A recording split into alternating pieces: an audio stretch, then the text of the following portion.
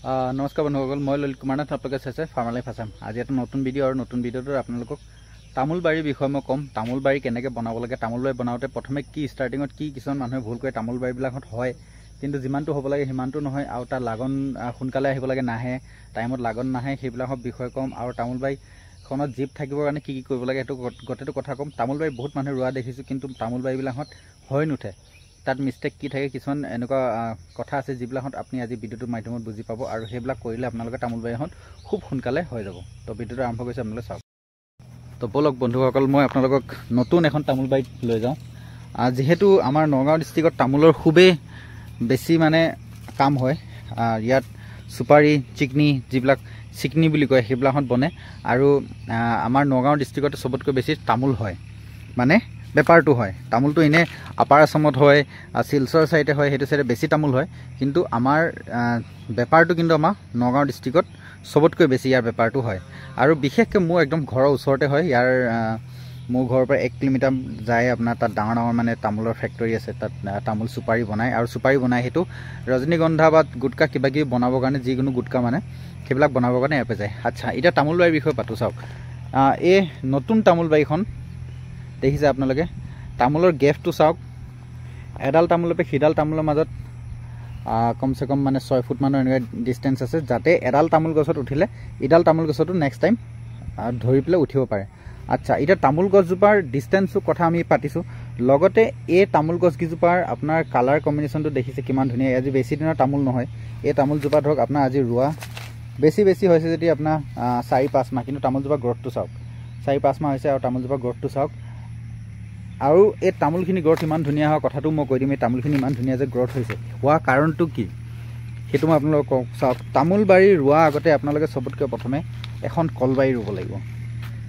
তামোল বাৰী ৰোৱা আগতে আপোনালোকে চবতকৈ প্ৰথমে এখন কলবাৰী ৰুব লাগিব।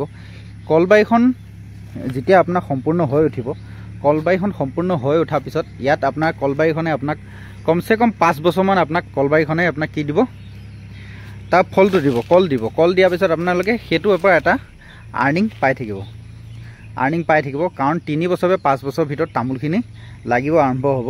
যিহেতু আপোনাৰ তামোলখিনি ধৰক হাইব্ৰিড তামোল ৰুৱে যদি আপোনাৰ 3 বছৰ লাগি যাব, যদি হাইব্ৰিড নহয় আমাৰ লোকেল তামোল হয়, আৰু তামোলৰ পুলিটো যদি অলপ বয়স হোৱা পুলি হয়, তেতিয়াহ'লে 1 বছৰ 2 বছৰ যদি বয়স হৈ যায় তামোলটো, তেতিয়া আপোনাৰ 5 বছৰত আপোনাৰ তামোলজোপাই ফল দিবগৈ।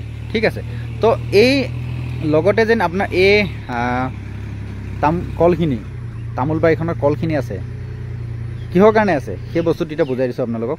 কাৰণ তামোল বাৰীখনক সদায় এটা জীপ লাগে। তামোল বাৰীখনত আপোনাৰ সদায় তামোলখিনিক ড্ৰাইনেছটো নহয়, মাটিটোত সদায় জীপটো থাকিব লাগিব। জীপ থাকিলেহে আপোনাৰ তামোল বাৰীখন পটককৈ হৈ উঠিব। তো সেই জীপটো ৰাখিবৰ কাৰণে কলবাৰীখন ৰুই লয়, আৰু যেতিয়ালৈকে কলবাৰীখনে পইচা দি আছে, যেতিয়ালৈকে তামোলখিনি পূৰা তামোলখিনি যেতিয়ালৈকে আপোনাৰ পূৰা এডাল্ট হৈ নাযায়, তেতিয়ালৈকে এই কলবাৰীখনে ধুনীয়াকৈ আপোনাৰ তামোলৰ বাৰীখন বা এই জেগাখিনিৰ পৰা পইচাটো ইনকাম দি থাকিব। আৰু যেতিয়াই আপোনাৰ তামোলজোপা আপোনাৰ মেচিয়ৰ্ড হৈ যাব, তেতিয়া আপোনালোকে আৰামছে কলবাৰীখন কাটি দিব পাৰে। কাৰণ 5 বছৰমানলৈকে আপোনাৰ কলখিনি বেয়া হৈ যাবগৈ, তেতিয়া তাত কেঁচু লগা হ'ব, কেঁচু লাগিব, কিবা লাগিব, সেনেকৈ গৈ কলৰ প্ৰডাকশ্যনটো কমি যাব, কলবিলাকত ফাফৰ লাগিব। যেতিয়া এই কলথোক চাওক, আপোনালোকে এই কলথোক চাওক, একদম পূৰা নিফুট হৈ আছে, এটাও দাগ চাগ নাই। কিন্তু 3-4 বছৰ 5 বছৰ পিছত কি হ'ব, কলখিনিত ফুটুকি সেইটো কেঁচু লগা টাইপ সেই নিচিনা বেমাৰ আহে। তো সেই পুৰণা হোৱাৰ পিছত কলখিনিত সেই বেমাৰটো আহে, আৰু তেতিয়ালৈকে সেই 4-5 বছৰলৈকে আপোনাৰ এই কলবাৰীখনৰ মেটটো গুচি যাব, আৰু তামোল বাৰীখন হৈ উঠিব। আৰু তামোল বাৰীখনে যিটো পইচা আপোনালোকে এই কলবাৰীখনে পাইছিল, তাৰ ডবল ট্ৰিপল এই তামোল বাৰীখনে আপোনাক আৰামছে পইচা দিব একবাৰ, তাৰ 2 বছৰমানৰ পিছত। 5 বছৰ যদি লাগিছে, প্ৰথম বছৰ আপুনি নাপাব, নেক্সট বছৰৰ পৰা আপোনালোকে ধুনীয়াকৈ ইয়াৰ পৰা আৰ্নিং পাব। তো তামোল বাৰী ৰোৱা আগতে আপোনালোকে কলবাৰীখন ৰুই ল'ব বহুত জৰুৰী। মই এইটো ক'ব বিচাৰিছোঁ, যদি আপোনালোকে তামোল বাৰীখন বনায়, তেতিয়া কলবাৰীখন ৰুই ল'ব। কলবাৰীখন ৰুই ল'লেহে আপোনালোকে তামোল বাৰীখন গঢ়ি তুলিব পাৰিব। এতিয়া মই কথাটো কিহৰ কাৰণে, আজি তামোল বাৰীৰ ওপৰত কথাটো কিহৰ কাৰণে ক'লোঁ, মই বিশেষকৈ তিনিচুকীয়া ডিব্ৰুগড় চাইডে অহা যোৱা কৰি থাকোঁ, ইটো সিটো চাইডে গৈ থাকোঁ। তিনিচুকীয়া চাইডে বিশেষকৈ মই বেছিকৈ সিপিনে বৰডুমচা চাইডে সেনেকৈ গ'লে মই দেখা পাওঁ মানুহবিলাকে তামোল বাৰী ৰুই থৈছে, কিন্তু তামোলখিনিহঁতৰ আপোনাৰ চেহেৰা নাথাকে, একদম শুকান, তামোলখিনি একদম গছডালত যিটো মানে তাৰ মানে শক্তি থাকিব লাগে, গছডালত যিটো মানে স্পীড বাঢ়ি অহা স্পীড, সেই স্পীডটো নাথাকে। আৰু যদি মানে আপোনালোকে কলবাৰীখন ৰুই লয় সেই স্পীডটো ডবলত পাব, যিটো মানে তামোলজোপা বাঢ়া শক্তিটো সেইটো ডবল পাব। মানে তামোলজোপা ইমান সোনকালে বাঢ়িব, যেতিয়াও আপোনাৰ তামোলজোপা মানে কলখিনি গেলিব পচিব, তাৰপিছত ইয়াৰ পাতবিলাকত পৰিব, তাত তলত ঘাঁহ নহ'ব আৰু কলবাৰী হোৱাৰ লগে লগে তলত ঘাঁহ নহয়। আৰু জীপটো এনি টাইম থাকে।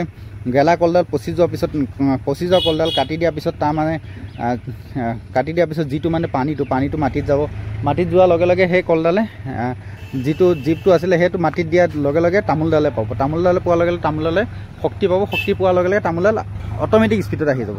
তো সেইটো কাৰণে তামোল বাৰীখনৰ লগে লগে কলবাৰীখন ৰুৱক। প্ৰথম কলবাৰীখন কওক, কলবাৰীখনে যেতিয়া ফল দিব আৰম্ভ কৰিছে এনেকৈ আপোনালোকে ডিষ্টেঞ্চ চাই আৰামছে তামোল গছ ৰুব। বহুত মানুহে এইটো মিষ্টেক কৰি আছে, মই সেইকাৰণে ভিডিঅ'টো বনালোঁ। মই বিশেষকৈ মানে তিনিচুকীয়া চাইডে বহুত দেখিছোঁ, সেইটো কাৰণে আপোনালোকক কৈ দিছোঁ, আপোনালোকে যদি মানে তামোল বাৰী ৰুৱে তাৰ আগতে কলবাৰীখন ৰুৱক। কলবাৰীখন ৰোৱাৰ পিছতহে আপোনালোকে তামোল ৰুৱক। আৰু পৰাপক্ষত হাইব্ৰিড তামোলটো ৰুব চেষ্টা কৰক। বিজনেছ ক্ষেত্ৰত আপোনালোকে হাইব্ৰিড তামোলটোৱে ভাল হ'ব। হাইব্ৰিড তামোলটো 3 বছৰ লাগে আৰু খুব বেছিকৈ লাগে, খুব তাৰ লাগনটো খুব বেছি ভাল।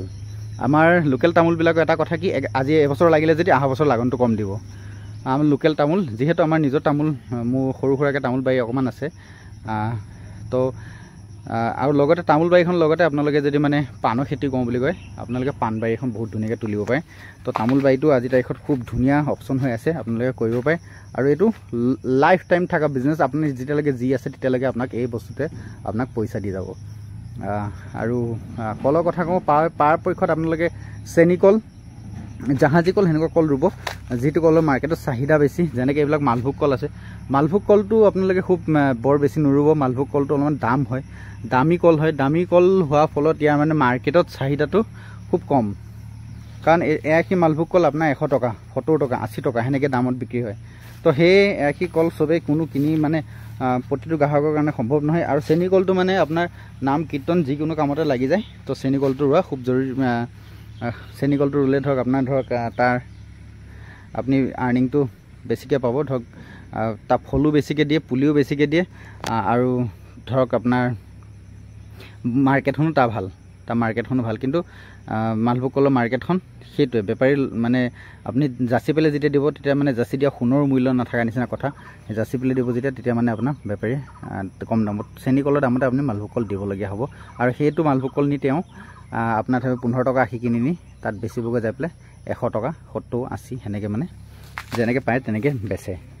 তো সেইকাৰণে মই কওঁ চেনি কল ৰুব, জাহাজী কল ৰুব। জাহাজী কলৰ আশী ধৰক 30 টকা 40 টকাত পায় পা কল, সেনেকৈ ৰুব। আৰু সিমানখিনিয়ে কথা আজি ভিডিঅ'ত। নেক্সট এনেকুৱা আকৌ কিছুমান ভিডিঅ' আপোনালোকক লৈ আহিম খেতিৰ বিষয়ে, তো আপোনালোকে চাব। আৰু চাইছে যদি চেনেলটো ছাবস্ক্ৰাইব কৰিবলৈ আশা থাকিল। Thank you, all the best.